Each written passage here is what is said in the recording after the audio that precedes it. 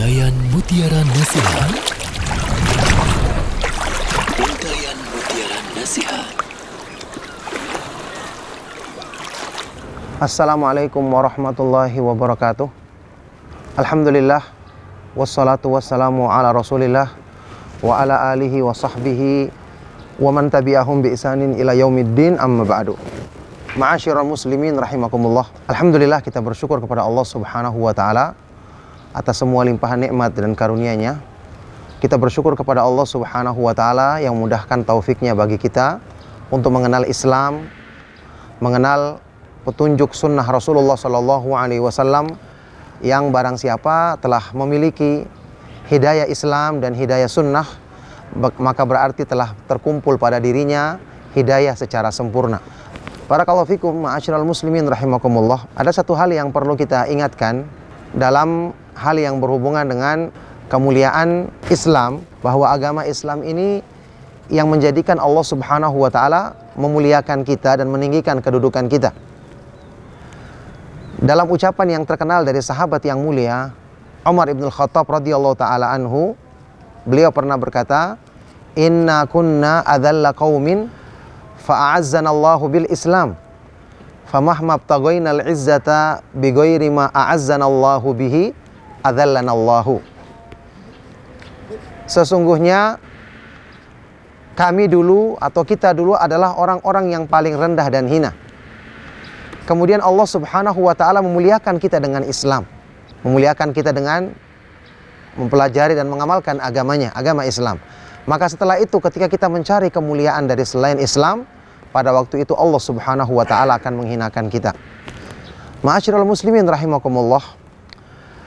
Fenomena yang terjadi pada sebagian kaum muslimin saat ini, khususnya pada diri orang-orang yang sedang semangat untuk berislam, semangat berhijrah, semangat ingin mempelajari agama, semangat ingin menunjukkan kebaikan-kebaikan Islam, adalah hal-hal yang mungkin di luar kontrol ilmu agama yang benar, disebabkan karena belum belajar agama mendalam.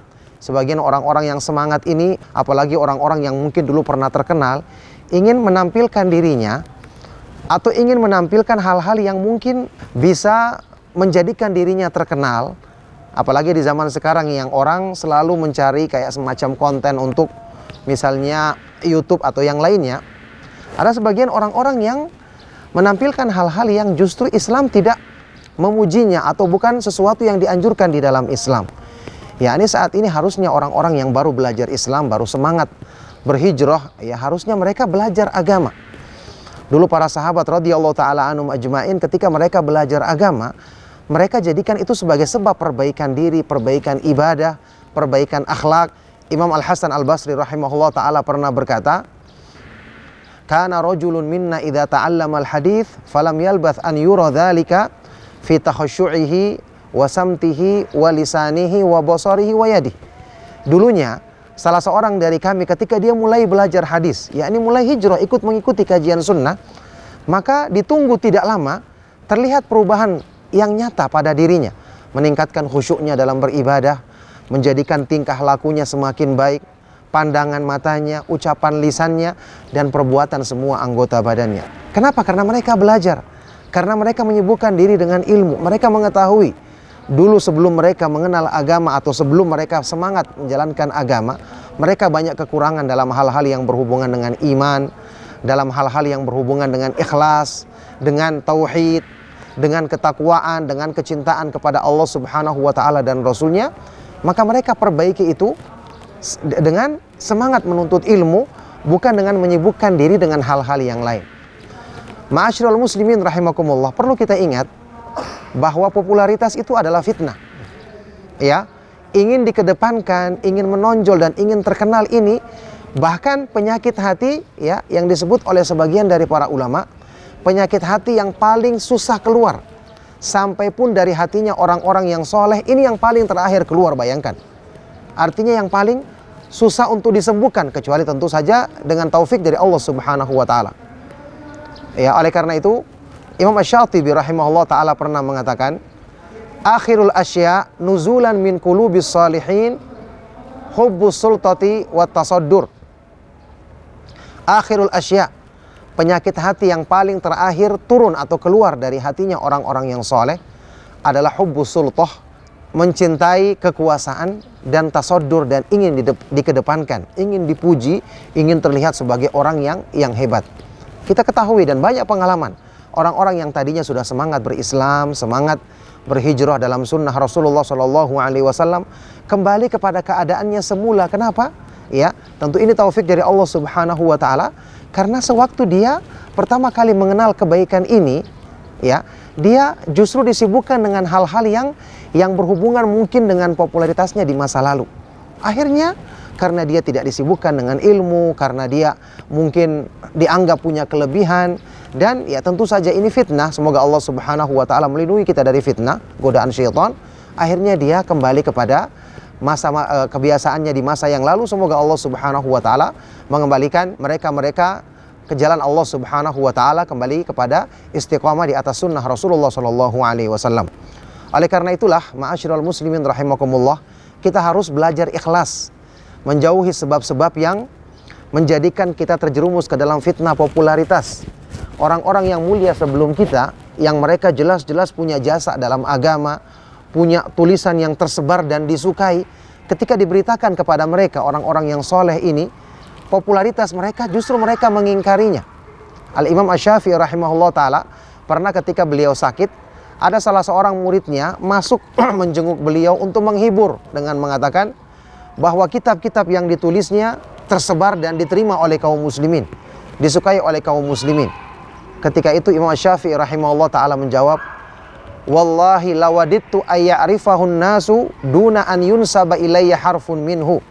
Demi Allah, sungguh aku ingin kitab-kitabku ini, tulisanku ini dibaca oleh manusia.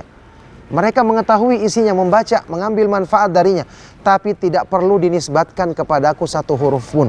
Yakni tidak perlu orang mengenalku, tidak perlu memujiku. Kalau mereka bisa mengambil manfaat dari Islam, dari tulisan yang saya tulis, maka inilah yang saya inginkan. Subhanallah, mereka adalah pejuang agama sejati, penyebar sunnah Rasulullah SAW, dan sangat gigih membelanya. Bersamaan dengan itu mereka tidak mengharapkan popularitas. Mereka mengharapkan tentu saja pahala dari Allah Subhanahu wa taala. Mereka menginginkan kejayaan Islam, kejayaan agama Allah Subhanahu wa taala tanpa perlu mereka disebut-sebut atau dipuji. Imam Ahmad bin Hanbal rahimahullah taala juga dalam athar yang terkenal, ketika kita tahu beliau sangat populer dengan setelah peristiwa fitnah khalqul Quran, ya, ketika fitnah khalifah di zaman tersebut mengharuskan para ulama untuk mengatakan Al-Quran adalah makhluk. Jelas menyelisih akidah Ahlus Sunnah wal Jamaah yang mengatakan Al-Quran adalah firman Allah dan bukan makhluk. Kita tahu Imam Ahmad yang sangat teguh dengan pendiriannya, setelah itu populer di kalangan manusia, ya, terkenal. Ketika itu ada salah seorang yang mengatakan kepada beliau, bertemu dengan beliau, mengatakan jazakallahu anil islami khairan. Semoga Allah Subhanahu wa taala membalas jasa-jasa kebaikanmu terhadap Islam. Ya, dipuji Imam Ahmad. Apa kata beliau mendengarkan pujian seperti ini? Beliau mengatakan, celaka kamu. Man ana hatta yuqala li mithla hadha. Siapa saya sehingga pantas diucapkan ucapan seperti ini kepadaku? Bal jazallahu al-islama anni khairan. Bahkan yang benar adalah semoga Allah Subhanahu wa taala membalas kebaikan kepada Islam atas jasa-jasanya kepadaku. Subhanallah, Islam yang berjasa kepada kita. Allah Subhanahu wa taala yang memberikan taufik kepada kita untuk kita bisa mengenal Islam, mengenal sunnah, untuk kita bisa berhijrah di jalan Allah Subhanahu wa taala. Maka jangan kita menjadikan perkara-perkara seperti ini untuk menjadikan peluang bagi syaitan menggoda kita, ya. Hendaknya kita sibukkan diri kita dengan hal-hal yang bermanfaat. Kita tahu manhaj salaf, sunnah Rasulullah sallallahu alaihi wasallam setelah taufik dari Allah Subhanahu wa taala ditegakkan di atas ilmu. Kita mengenal Al-Quran dan Sunnah dengan pemahaman para sahabat radhiyallahu ta'ala anhum ajmain. Barakallahu fikum. Oleh karena itulah kaum muslimin rahimakumullah, seharusnya, ya, tugas kita, kewajiban kita, apalagi setelah kita mendapatkan nikmat hidayah dari Allah Subhanahu wa taala, mengenal Islam, mengenal Sunnah Rasulullah sallallahu alaihi wasallam, mengenal jalan para sahabat radhiyallahu ta'ala anhum ajmain, tugas kita adalah, kewajiban kita selalu berdoa kepada Allah, meminta keteguhan dan istiqamah di atas kebaikan ini. Kemudian belajar, pahami agama dan amalkan. Ya, kewajiban kita adalah mengenal petunjuk Allah Subhanahu wa taala dan Rasulnya Shallallahu alaihi wasallam berdasarkan pemahaman para sahabat radhiyallahu taala anhum ajma'in. Kita belajar ilmu agama, kita amalkan, dan kita mohon kepada Allah Subhanahu wa taala agar dijadikan kebaikan-kebaikan ini senantiasa Allah Subhanahu wa taala sempurnakan pada diri kita, dan Allah Subhanahu wa taala jadikan kita istiqomah di atasnya sampai kita menghadapnya pada hari kiamat nanti. Demikianlah, semoga bermanfaat. Mohon maaf atas segala yang salah dan kurang. Sallallahu wasallam wa barak ala nabiyina Muhammad wa ala alihi wa sahbihi ajma'in. Walhamdulillahi rabbil alamin. Wassalamualaikum warahmatullahi wabarakatuh.